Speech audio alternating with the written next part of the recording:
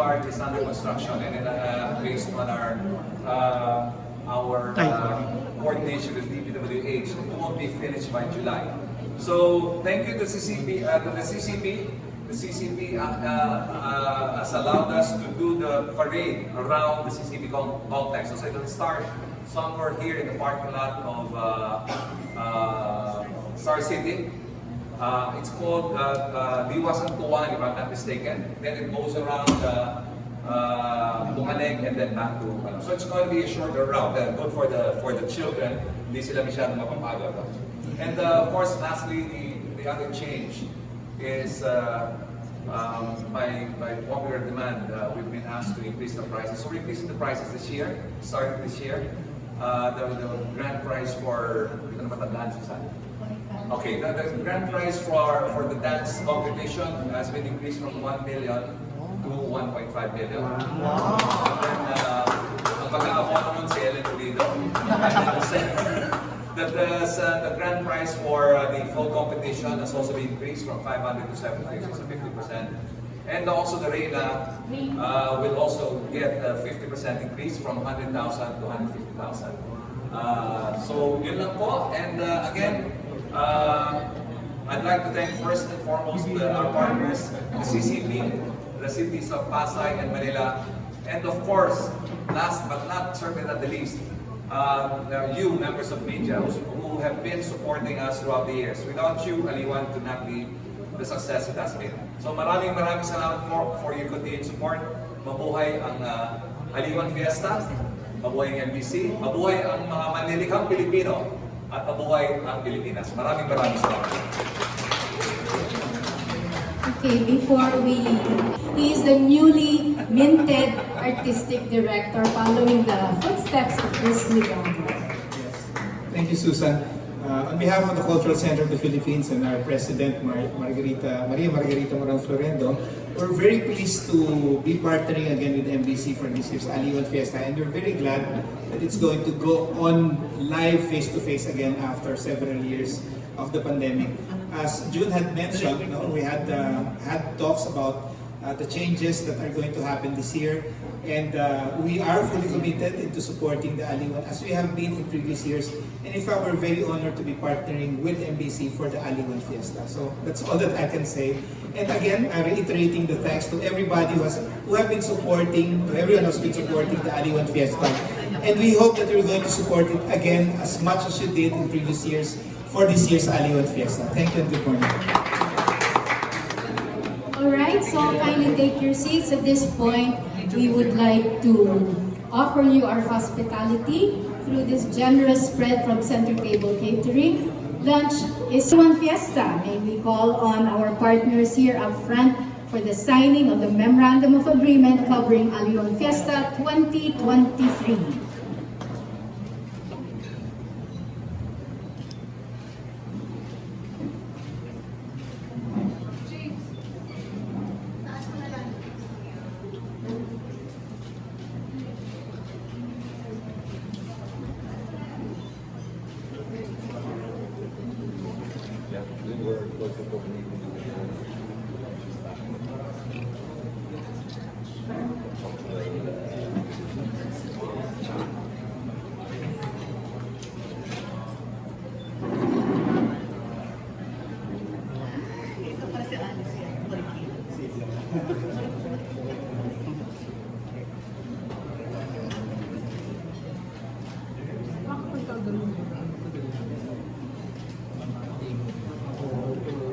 Umaga po sa inyong lahat. I would like to acknowledge ang butinging ina ng Pasay, ang ating Honorable Mayor Mary Alexandre. Of course, together with the tourism officer, the tourism head, Mr. George Lopez, and our Chief of Protocol, Mr. Adrian Martinez. Of course, hindi kompleto kung wala po ang representative from CCP, Mr. Dennis Marasigan, and all the press, members of the press who are now here joining us. Sir Norman Pino, ang gandahan. At ang ating mga beauty queens, ang aming AFDQ queens, Miss Jannarie Zarzoso, who just joined the Miss Universe PH and landed on the top 18 and won several special awards. Of course, our reigning AFDQ, Aliwan Fiesta Digital Queen, Miss Marikit Manaois from Baguio. And of course, 2017 Aliwan Fiesta Queen, Miss Marla Alforque, who just came from Cebu. Bago lang siya nag-abot karon. Karon ugma. So, magandang umaga po. Dun sa question, paano ba kami sumasali dyan sa Aliwan Fiesta? As mentioned by Mr. Nick Daw, ang Aliwan po has been dubbed as the Festival of Champions. So, therefore, we only invite the champions of the different provinces, municipalities, or regions all over the country. Way back in 2003, it all started because we have Aliw Theater. You may be wondering, bakit Aliwan Fiesta pangalan yan? Because we have Aliw Theater. And Aliw is a word that describes festivities. So, festive activities. So, nagsimula po ito dahil gusto namin mag-ingay dito sa CCP complex na napakatahimik po ng mga panahon na yon. And Mbc has been known to create events when there are no events. Nagsimula po kami pasakali, ang aming Star City, meron kaming parade of lights, hanggang naisip namin, we have to have drum beatings to go along with the parade of lights. And then, it all started na why don't we invite the best of Sinulog, Dinagyang, and even in Pasay na meron tayong karakol noong time na yon na nagkaroon din ng Talulot Festival. Para naman masaksihan ng mga taga-Maynila, because not everybody can go to the provinces and join the different festivals. So, the best we have to bring here. And as history has it, naging national event na po ang Aliwan, and this is the only festival recognized by the Department of Tourism as the national festival. National title po ito, kaya nagpapatayan po ang ating mga contingents to get the title kasi bragging rights po ito. As I was mentioning kanina kay Mayor, the champion in Sinulog early this year competed in Seoul, South Korea, and South Korea and won. 1, 2, 3 po tayo sa South Korea. Ganun po kagaling ang Pinoy. Kaya dapat proud to be Pinoy. So again, by invitation lang po ito. So we send out invitations, of course, through the governors, the LGUs, the mayors, and the head of the tourism, and even the heads of the foundations, kung meron pong foundation like Dinagyang, Sinulog, etc. So yung pong ating mga contingents should be fully endorsed by the LGUs because they have to rightly represent their provinces or municipalities or even the regions. How many can join per province? We limited it to 2 lang po kasi we have to give definitely a chance to the others from even the smaller provinces to showcase their talents, the best of their provinces, and come here to Manila. Alam nyo ho, pag pumupunta ako sa probinsya at sinabing Aliwan Fiesta, everybody's chanting Aliwan, Aliwan. At you know, ang premyo na hinihintay ng mga bata ay makarating sa Maynila at makapag-Star City. Sa kanila, win or lose, to us, it's a prize already to be in Manila because not everybody in the provinces, not in their lifetimes would have a chance to set foot in Manila and see the concrete jungle here in Manila. So, pagka po sila ay na-endorse ng ating mga mayors, ng ating mga governors, then, kasi po, karamihan ng festivals po natin sa probinsya ay funded by the local government. So, hindi po biro ang ginagastos ng ating mga contingents. In fact, pre-pandemic, alam niyo po kung magkano ang ginagastos ng ating mga contingents by the millions, anywhere between 3 million to 5 million just to compete for the title in Aliwan Fiesta. So, medyo malaki-laki po yung budget ngayon. So, para po dun sa ating mga contingents, they really have to strive hard and win the title bring home the bacon because pride and honor po yun ng kanilang probinsya. Gusto ko lang share po itong anecdote na ito. The first back-to-back champion came from Halad ng Cotabato. And the title and the money that they won, pinagpatayo po nila ng school. Kaya po dun sa Cotabato, pag sinabing, saan po yung high school building? Yung Aliwan Fiesta building. Pinagpatayo po nila. 10 years later, those who competed in Halad ng Cotabato came over, nurse na sila, doktor na sila, seaman sila, just to give support and tell people na we won Aliwan. We were the first champions and we're here to continue supporting Aliwan. So, marami pong kwento in Mindanao.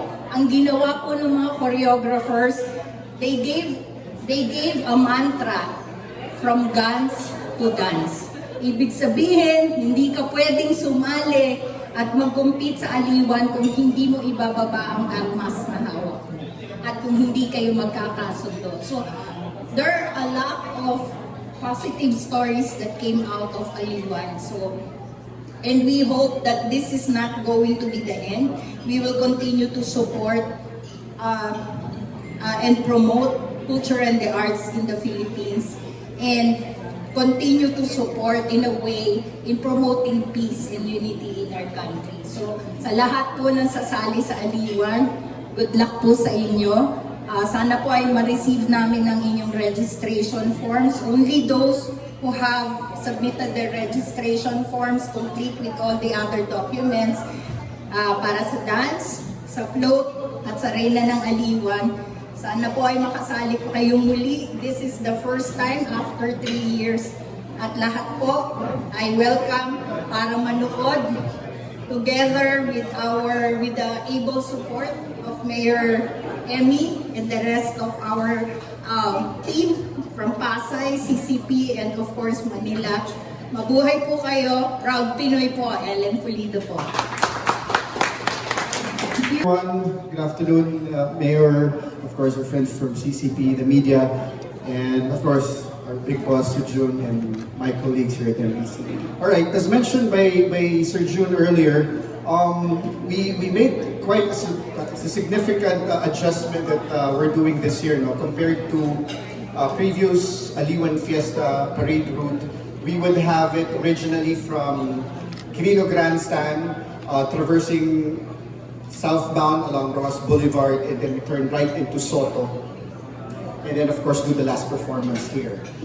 We did that vice versa as well. Several years ago, we started here at Aliw and ended up at the Quirino. And I also remembered one time we did the SM. We partnered with SM and we started at the seaside area, and we passed through Macapagal and entered into Malandon and turned right into Soto. This, ladies and gentlemen, is our parade route for this year, 2023. It is only going to be concentrated within the compound of CCP, okay, where obviously there's high foot traffic, and of course, nandiyan ang mismong CCP, nandiyan po ang Star City, and and the reason behind why we're doing this is there's no other reason to say except that there's something really going on along Rojas Boulevard. Yun lang po yung main reason dyan. Had it been because of the construction, we would have gone back to that original route. So, I don't need this anymore, Jack. Since it's already here. So basically, the parade route will start at the northbound of Halandoni. Okay, so this is where the old Star City parking lot is now. So it's gonna go northbound.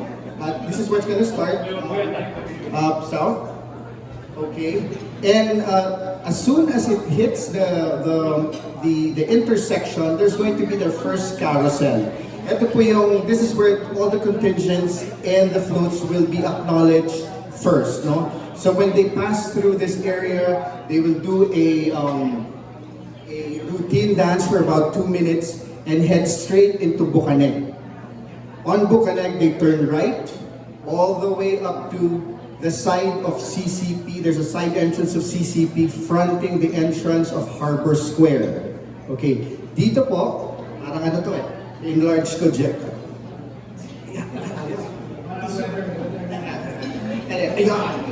Alright, so, and here will be, ladies and gentlemen, will be our first judging area. This is where they will do their 6-minute dance routine. This is where they will also showcase their respective floats. After which, they move forward a little bit, and then there is an entrance into the fountain area where the contingents only will have to pass through because medyo tight po yung area na to. And if you could see, there's a platform there. Why? Because this time we're gonna showcase a photo opportunity with, of course, the CCP as the facade.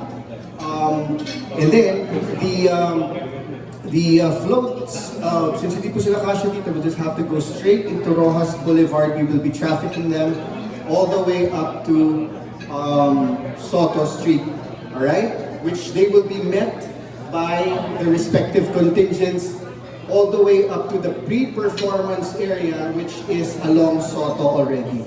So right after that, they enter into the second and final judging area where they do their 6-minute dance routine. And of course the floats will also be showcased. All right, and then right after the performance, they move straight and will be directed all the way up to.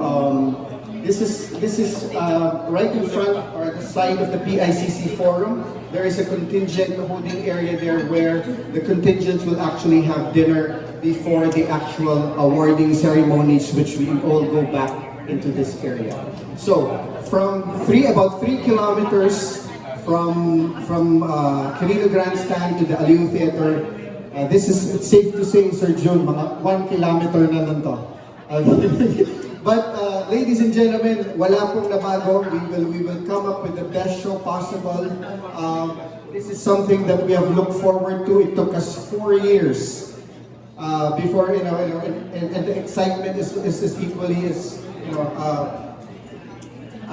the same from the contingents and us as organizers as well. And again, we would like to take this opportunity to thank our usual partners, the cities of Manila and the city of Pasay, and of course CCP, and the support of the media. Thank you and good afternoon. Thank you very much, Ivan. As Sir June said, this is competition.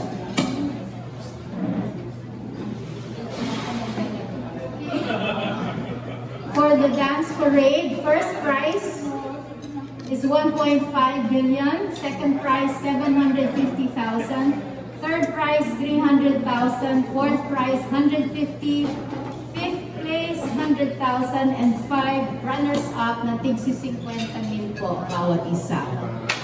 Okay?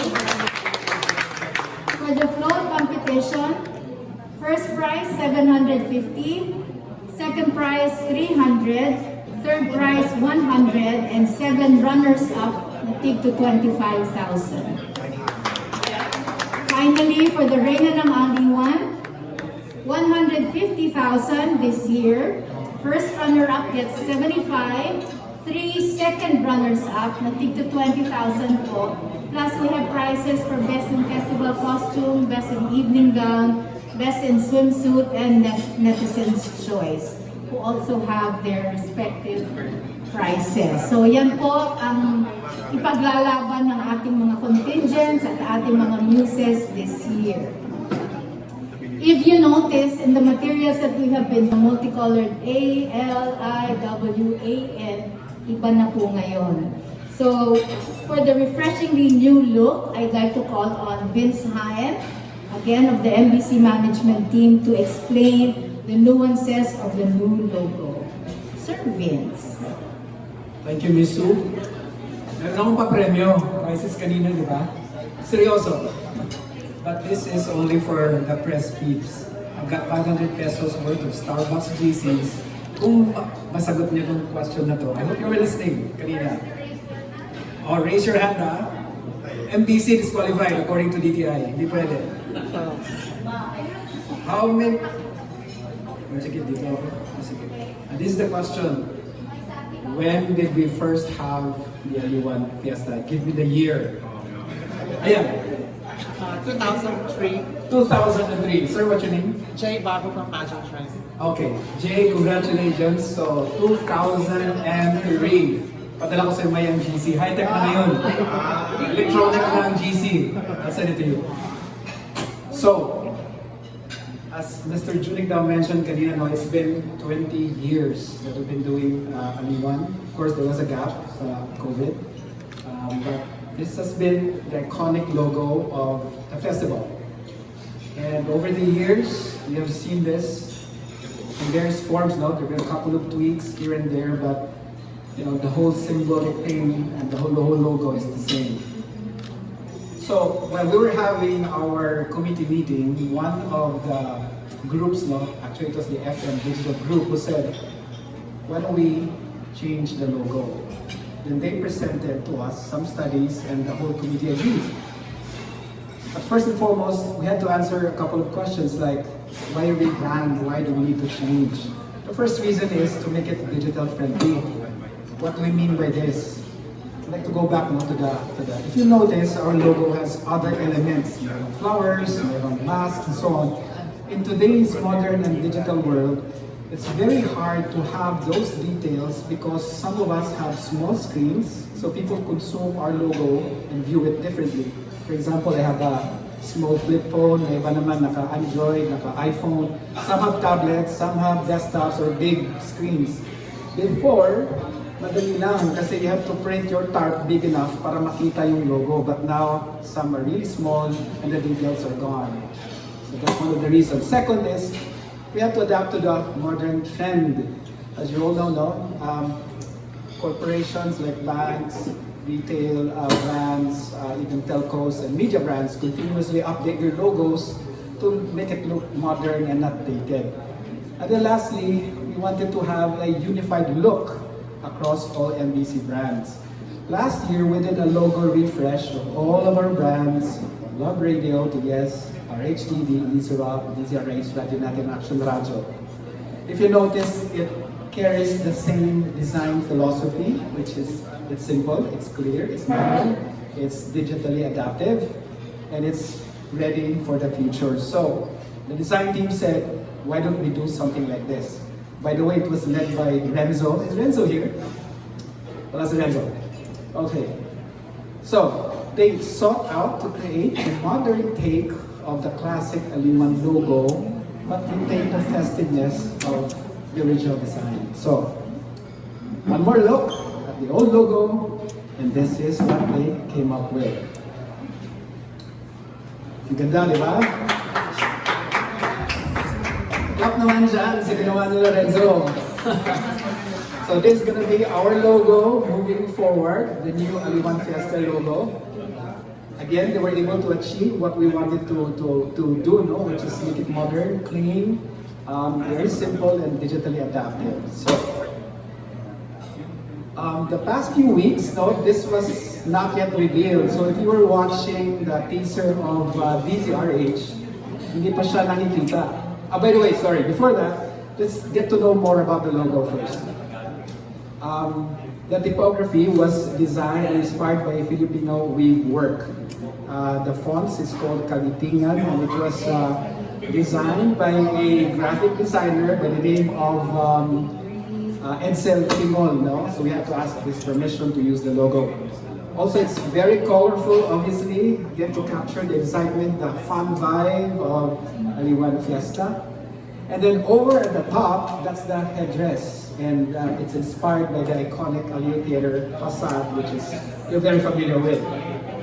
Aliw Theater is the epicenter of Aliwan Fiesta, so inspired din siya. And these are the various executions. So on the left, it's like portrait type. On the right, it's like a two-line horizontal type. And then down below, it's a one-line horizontal type. So depending on the usage, on the requirement, we have logos ready for it. So as I mentioned a while ago, tinis na namin ito, hindi nyo napansin sa DZRH. We'll play the teaser. Okay, one sound. So, in-air na namin ito siya, hindi pa namin na-reveal, but if you were watching closely, at the very end, ginamit na namin ang elements of the new design. The fonts are there, the colors are there. Very soon, as we move forward, you'll see the logo. May comment si Mayor. Yes, ma'am. Dapat daw may color pink. Dapat may color. Mag-design kami. Mayor will think about it. Or we have the discussion execution.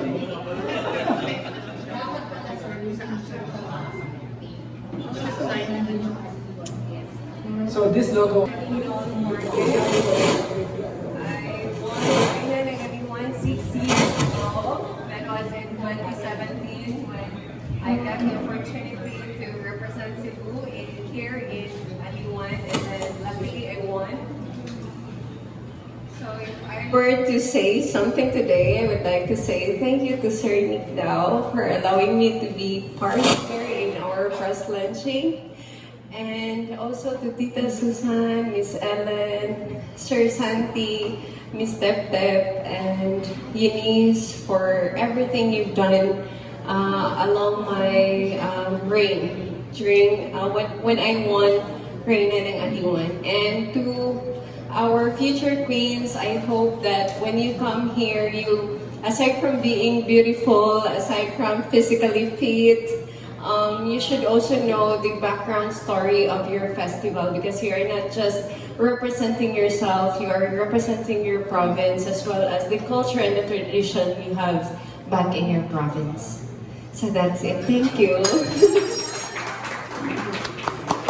Madam Salamat, Mayang. To jump ako, I'd like to call on our current Aliwan Fiesta Digital Queen, Marikit Manaois of Baguio, to say a few words. Marikit was a former soprano too of St. Louis University Glee Club, which had also been a champion at the Mbc National Choral Competitions. Wow! Pakakantahin natin. She used to be a flight attendant. Yes. Ano po, sample? Yes? Palakpak naman po hanggang sa likod. Para kay Ma'am Ellen, tsaka kay Ma'am Susan. Nakahapon pa ako kinukulit. A whole new world, 100,000 things to see. But when I'm way up here, it's crystal clear that now I'm in a whole new world with you. Thank you so much, and thank you so much for having us here and for giving me a great opportunity to be able to meet the queens and of course face-to-face yan, our Manila Broadcasting Company family, and of course our AFDQ family. Maraming salamat po. Super saya ko po kasi may libreng pagkain, may libreng accommodation, hindi ba? Lahat natutuwa sa libre. No, but these are the perks that are given to me because we were given a platform to be a queen that represents the festival of all festivals, Aliwan Fiesta. And I'm so happy to be here, and I'd like to take this opportunity to thank each and every one of you, especially the press, supporting us on social media, and of course, the people behind Aliwan Fiesta Digital Queen 2022 and Aliwan Fiesta itself. Maraming salamat po. I believe that Aliwan Fiesta actually is the a melting pot of culture, of arts, of beauty, of talents, everything. And I'm so happy to be tagged as one of the queens.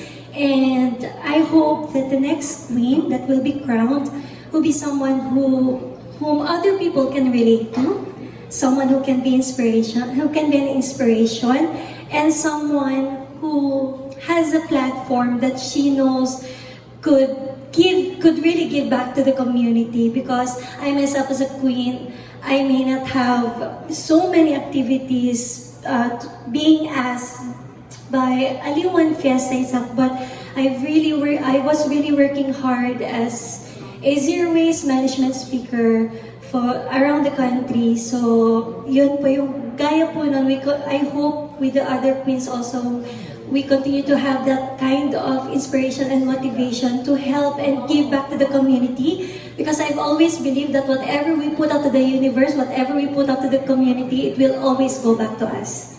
Maraming salamat po. Thank you. Marikit na marikit si Marikit. Diba? She really lives up to her name. 20. Nung una naming makita yung kanyang application video, tsaka yung photo, sabi talaga namin, yun na. Uwian na. Diba?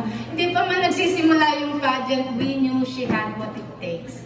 Kasi, iba, ang ganda-ganda niya, naturally beautiful, and her credentials were just something else. And she has proven that.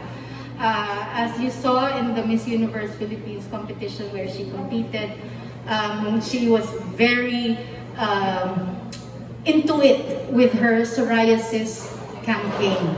Kahit na, you know, a lot of people would say, ay, may psoriasis ka pala, ba't ka sasali ng pageant? Diba? So she was there to remove the stigma of psoriasis, and she has done a very, very good job. Ladies and gentlemen, please give a hand to Miss Jannarie Zarzoso. Ana, na ang payat-payat na yun, nakakaingit. Anong ginawa mo? Parang si Marikit, 3 weeks daw, before the Digital Queen, hindi kumain.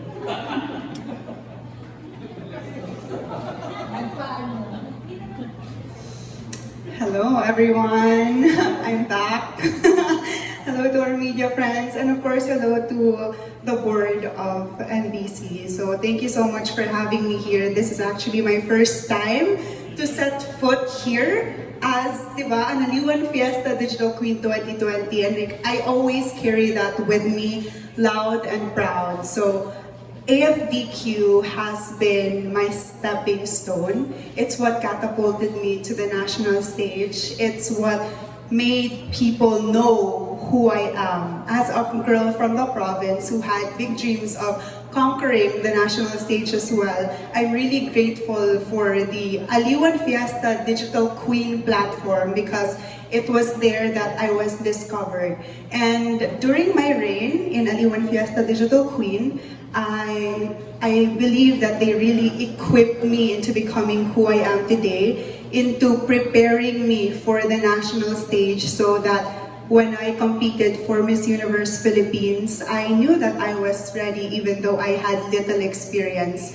So I'm very grateful for that, grateful for the trust that they have given me because they believed in me.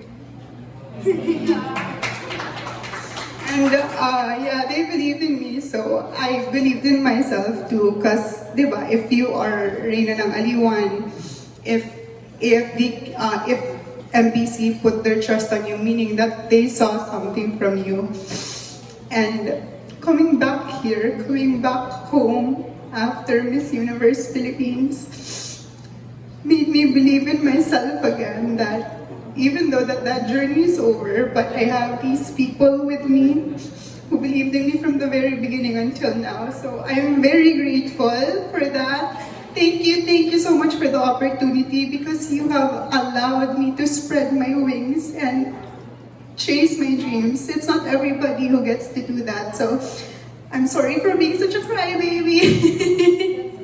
I'm just so happy and grateful to be here, because this week rin, I'll be going back home to my province to meet my people there as well. So thank you so much, MBC. Thank you, Aliwan Fiesta. I hope that this won't be the last that I be part of your activities, especially that you have your, it's finally back. The face-to-face one is finally back. So thank you also to the media friends who've been with me in my Miss Universe Philippines journey.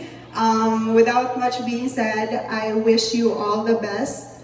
I pray that everything goes smoothly and that God may bless you tenfold. So thank you so much. Thank you. Thank you, Jannarie. Narinig ko eh. So anyway, Sir Nick Dal, Sir Dennis, Ellen, and to all the media friends here, to all the digital queens, And to my partners, yung aking mga katuwang sa tapat na paglilingkod sa Pasay, ang aming tourism office, headed by George Chopez, protocol, headed by Adrian Martinez, sa inyo pong lahat na tapat kong pinaglilingkuran. Magandang hapon po sa inyong lahat. First, I would like to congratulate all the persons responsible for this Aliwan Fiesta. Talaga naman, I am really very excited and happy that Aliwan Fiesta is back. Alam ko, daming nag-aantay dito and sa lahat ng inyong contributions, sa lahat ng suporta, tulong na nagawa, sa lahat ng lugarin, hindi lang to sa Pasay and Manila, kung hindi sa buong bansang Pilipinas. Talaga namang saludo kami sa inyo. And I am really very proud to be a partner in this event. And I'm looking forward to have more partnerships with you. At kung ano man ang aking mapaglilingkod, nakabukas yung tanggapan ko para sumuporta sa abot ng aking makakaya.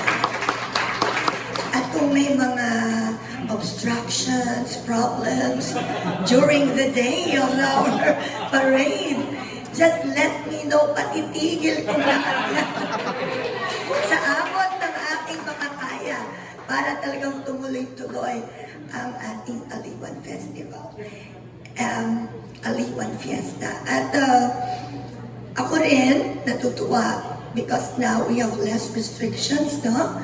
Dahil talagang ang COVID parang natural na lang. That's why nakakagawa na tayo ng mga ganitong events. So mag-ingat lang tayong lagi dahil unti-unting tumataas ang cases. Kaya don't forget, dito kasi sa Pasay, we have this any habit. Walang masamang gawin yon. Ensure to always wash your hands. Mask is a must, especially kung talagang sobrang dami ng tao for our protection. And implement physical distancing. So muli, kung ano man ang inyong pang pangangailangan from womb to tomb, nakabukas ang aking tanggapan upang sumuporta sa abot ng aking pangangailangan. Again, congratulations. God bless. At pasensya na po kayo. I told Sir Nick, Sir Benji, Ma'am Ellen, that this is my third event for this day. So marami pa po akong events. Thank you very much. Very happy to be part of this Aliwan Fiesta. Thank you. Thank you, Mayora. Maraming salamat po. Okay. Back here in the Aliw Theater. As what Tita Susan told me, is that we are continuing Aliwan Festival Queen, which I'm very excited for because it's actually my very first pageant when I arrived here in Manila in 2013. And it's a very dynamic pageant that not only showcases the beauty and the brains of women, but also the festivals all around the Philippines. That is why it is considered the festival amongst all festivals. So good luck to all of the candidates. Do we have candidates already or not yet? From Pampanga. Oh, okay. So we have a few candidates already. And you know, when I was invited for today's media launch, you know, I could not say no simply because it's really one of my homes here in Manila. In fact, when Tita Susan told me, I'm like, oh, I'm so excited simply because I get to see my family here in Manila. And at the same time, it's going back to the grassroots of where my pageant journey began. Kasi sa Miss Earth, ganda naman, but that's where my journey ended. So tapos na. Diba? At least ito, maganda kasi, diba? It's where it all began. So thank you so much, Tita Susan, and also to my Aliwan Festival Queen family for having me. And everyone, you know, I can see it happening that one of these candidates, or maybe multiple of them, will be your future national beauty queens, or who knows, international beauty queens as well. Thank you so much. Have a good lunch. Stay on because I'm sure you will have some questions directed at you.